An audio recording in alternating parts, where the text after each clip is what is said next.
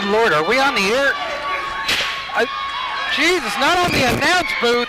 Get somebody out here. Ladies and gentlemen, I apologize if I'm kind of at a loss for words. I just had my announce table rammed into my midsection. I think we're on. Are we okay? Well, inside the ring. No. Oh, gosh. And Jeter with the steel chair. He may have just broken Mikael Judas' knee. We need to get somebody out here to stop this. Well, the bell hasn't sounded yet, has it? I don't know. I didn't hear. Did the bell ring? I didn't hear a bell. Of course, a bell hasn't rang. And look at him. Look at that. Look how that chair is bent. Jeter has just destroyed the knee of Mikael Judas. And destroyed the chair that he was beating with it. I've never seen a chair bent like that before. Well, the other members of the Elite. Look, Jeremy Vane's out here. Straight Cat Brody Chase. Shaun needs to get in there and help Azrael here. Shaun Tempers and the Deadly Sin 7 have pretty much singled out Azrael inside the ring. Well, I guess we've got a bell now. This match is underway. How is this match underway? His tag team partner is laying here with the blown out knee. Well, all of that stuff happened prior to the bell ringing, so there's no disqualification. Well, of course, but the match shouldn't have been started. Oh, Chester Copperpot. That's why. Calling for the bell. Mikael Judas just setting under our security guards, fleeing. There's no way Mikael Judas is going to be able to stand up. He can't put any pressure on that knee. Well, the tag team titles are on the line. This is your main event this week. The Elite team of the Deadly Sin 7 and the Temptation Shaun Tempers take on Azrael and I want to say the Priest of Punishment, Mikael Judas, but he can't even put any weight on his knee right now. You know what? Mikael Judas on one leg is better than most men on two legs. He's just collapsed out here at ringside. This main event is already insane as it is. The Elite team is the Deadly Sin 7 and the former heavyweight champion, the Temptation Shaun Tempers. Andrew, we all thought it was going to be the team of the Deadly Sin 7 and Jagged Edge here this week. Yeah, but as you know, with the Elite, it just said the Elite. And again, the brilliant mind games of Manager to the Stars and Super Agent Jeff G. Bailey has taken effect again. And now we leave Azrael out here by himself. But the Anarchy Wrestling Tag Team titles are on the line this week. Your main event, the Elite versus Azrael right now. And you talk about how great Azrael is, how fierce of a competitor, and how great of a champion Azrael's been in the past. I don't care who you put in that ring. You put 7 and Shaun Tempers on the other side in a handicap match, it doesn't matter who's in that ring. They're going to lose. All three of these superstars, former Anarchy heavyweight champions. At this point, you see 7, well, looks like some shots to the stomach by Azrael. Azrael trying to fight back, but for how long is he going to be able to keep this momentum up against two superstars? And again, a slight flurry on the offensive, but back to some violence from 7. Oh, that devastating axe kick right to the back of the neck, and it's all over. 2 counts as referee Mark Cooper. He's able to get the shoulder up. The question is, does Jeff G. Bailey want them to pin, or would he rather inflict as much damage as he can at this opportunity? I mean, this is the perfect opportunity if you wanted to take out one of your most challenging opponents in Anarchy Wrestling. Well, originally, fans, this bout was set to be the Elite versus Slim J and Azrael. However, Slim J suffered injuries in an automobile accident.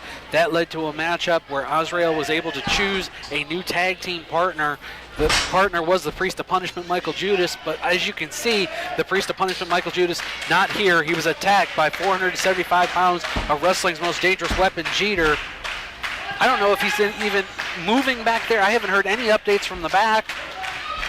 And as you were saying, I mean, going back to Slim, who was involved in a pretty serious car accident, took somewhere around 25 staples to put his head back together, and he's just recovering now, and all the best from the Anarchy family goes out to him. You never want to see that happen to a competitor, whether you like him or not. That's very true, and I'm sure as soon as doctors clear him, Slim J will be back in an Anarchy Wrestling ring, and we look forward to that return. maybe his opponents won't, because that much time off or away from the action, you of all people know this. Oh. It just brings that determination to get back into the ring better than ever. Oh, I don't. I'm afraid to get back in the ring. I might kill somebody. Well, I've heard. I'm hearing rumors. Are you training to get back in the ring? Have I heard that right? Oh, Andrew Pendleton III doesn't need training. Andrew Pendleton III is a champion. He was born a champion. He will die a champion. I wake up in piss excellence. Thank you, sir. I don't training. Training's for the weak. I just do.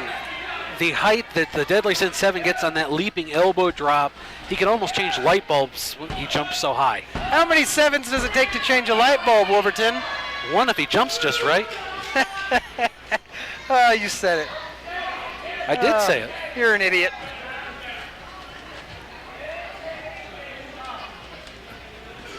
Bear hug applied by the Deadly Sin 7 into the belly-to-belly suplex. And you talk about just easily muscling Azrael over, and Azrael has to be a solid 240, 250 pounds, and he makes it look like it was nothing. He's still able to kick out. At some point, do you just say it's not worth it to be half of the Anarchy Tag Team Champions, you just stay down for the You know, not if you're Azrael. I don't know. I mean, Azrael's been in some of the most fiercest, bloodiest battles. Obviously, longtime friend and foe of Slim J. I've seen them beat each other worse than I've ever seen two grown men beat each other, and they still keep coming back for more. There is no chance of getting Azrael to quit. Well, there have been 2 barbed wire matches in Anarchy Wrestling history, and 2, oh my! And it looks like the Priest of Punishment is out limping on that right leg, but he is making his way back to the ring. You can't imagine he's going to try to compete in this match. Well, he's going up to the apron. I was going to say only 2 superstars had been in barbed wire matches, both barbed wire matches in Anarchy Wrestling history. That was Slim J and Azrael. Azrael up, getting it. He made the tag. I don't know if referee Mark Cooper saw it, though. I think Shaun Tempers was in the way. Well, he's saying there was no tag. Referee Mark Cooper didn't see it. As Judas sends the Deadly Sin 7 out of the corner into his tag team partner. Mark Cooper, you do not want to. Oh, no.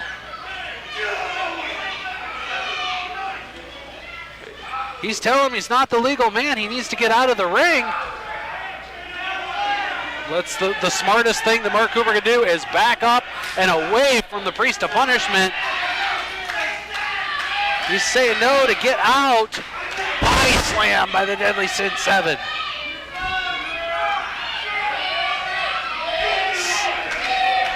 And again, you don't want to end up on the wrong side of 1, 2, and 3.